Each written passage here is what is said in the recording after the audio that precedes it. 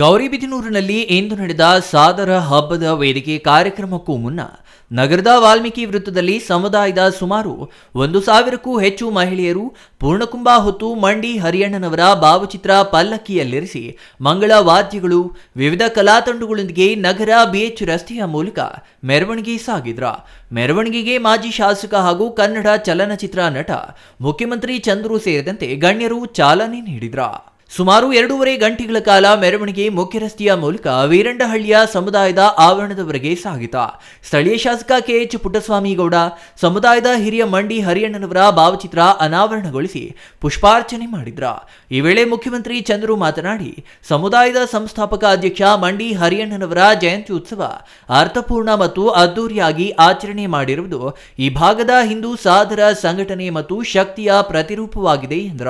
ದಾಖಲೆ ಪ್ರಮಾಣದಲ್ಲಿ ಮಹಿಳೆಯರು ಡಾಕ್ಟರ್ ಸಿ ಗಂಗಲಕ್ಷ್ಮಮ್ಮ ನೇತೃತ್ವದಲ್ಲಿ ಪೂರ್ಣಕುಂಭ ಹೊತ್ತು ಸಾಗಿದ್ದು ವಿಶೇಷವಾಗಿತ್ತ. 80ರ ದಶಕದಲ್ಲಿ ಈ ಭಾಗದ ಜನತೆ ತಮ್ಮನ್ನ ಶಾಸಕರನ್ನಾಗಿ ಆಯ್ಕೆ ಮಾಡಿದ್ರ. ಇದೀಗ ಅಪಾರ ಜನಸ್ತೋಮ ಮತ್ತು ಸಮುದಾಯದ ಸಂಘಟನಾತ್ಮಕ ಶಕ್ತಿ ಮತ್ತೊಮ್ಮೆ ಸಾಧರು ಶಾಸಕರಾಗುವ ಲಕ್ಷಣ ತೋರುತ್ತಿದೆ. ಕಾರ್ಯಕ್ರಮದ ಯಶಸ್ವಿಗೆ ಶ್ರಮಿಸಿದ ಸಮುದಾಯದ ಎಲ್ಲ ಯುವಕರು ಮತ್ತು ಮಹಿಳೆಯರಿಗೆ ಉತ್ತಮ ಭವಿಷ್ಯ ಸಿಗಲಿದೆ. ಶೀಘ್ರದಲ್ಲೇ ಎಲ್ಲ ಗಣ್ಯರ ಸಹಕಾರದಿಂದ ಬೃಹತ್ ಸಮುದಾಯ ಭವನ ನಿರ್ಮಾಣ ಮಾಡುವ ಗುರಿ ನಮ್ಮೆಲ್ಲರದ್ದಾಗಿದೆ ಎಂದ್ರ. ಇವತ್ತಿನ ರಾಜಕಾರಣ ಹೇಗೆ ಅಂತಂದ್ರೆ ಅನುಕೂಲವನ್ನು ಸುಖವಾಗಿರೋರು ಕೆಲವರು, ಕಷ್ಟ ಇರೋರು ಅನುಕೂಲ ಇಲ್ಲದೆ ಇರ್ತಕ್ಕಂಥ ಪರಿಸ್ಥಿತಿ ಮಾಡಿದ್ದೀರಾ. ಬೆಳಗ್ಗೆಯಿಂದ ಕಷ್ಟ ಬಿದ್ದು ಕಳಸ ಹೊತ್ಕೊಂಡು ಬೆವರರಿಸಿ ಬಂದವ್ರಿಗೆ ಊಟನೂ ಸಿಕ್ತೋ ಇಲ್ವೋ, ಜಾಗನೂ ಸಿಕ್ಲಿಲ್ಲ.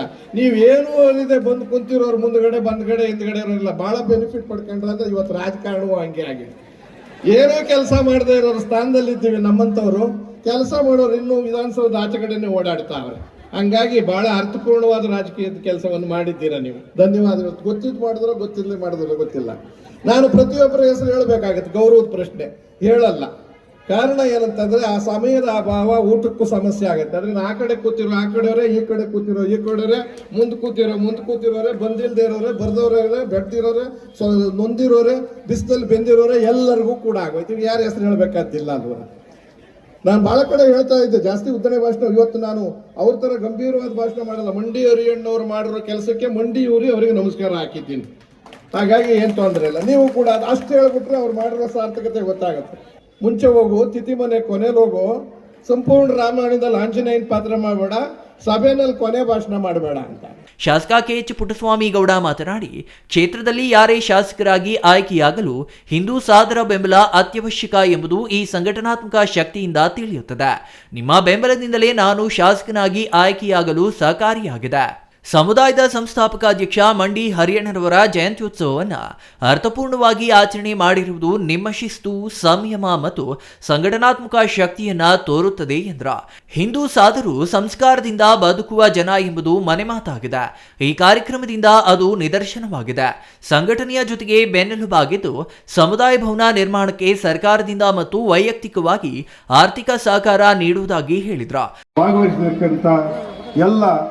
ಬಾಂಧವರೇ ಮತ್ತು ಪತ್ರಕರ್ತ ಮಿತ್ರರೇ, ನಿಮಗೆಲ್ಲ ಗೊತ್ತೇ ಇದೆ,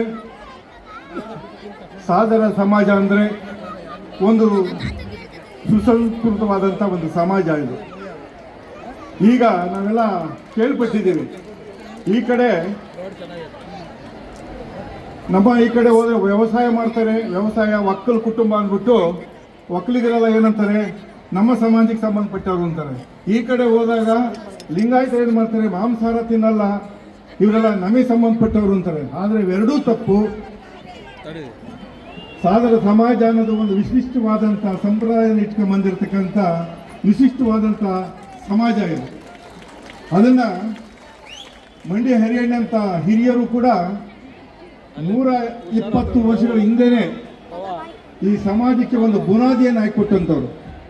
ಸಮುದಾಯದ ಕೇಂದ್ರ ಸಂಘದ ಅಧ್ಯಕ್ಷ ಡಿಇ ರವಿಕುಮಾರ್ ಮಾತನಾಡಿ, ರಾಜ್ಯದಲ್ಲಿ ಅತಿ ಹೆಚ್ಚು ಸಮುದಾಯದವರು ವಾಸವಿರುವ ಗೌರಿಬಿದನೂರಿನಲ್ಲಿ ಐತಿಹಾಸಿಕ ಸಾದರ ಹಬ್ಬ ಆಚರಣೆ ಸಂಘಟನಾತ್ಮಕ ಸ್ಥೈರ್ಯ ತೋರುತ್ತದೆ.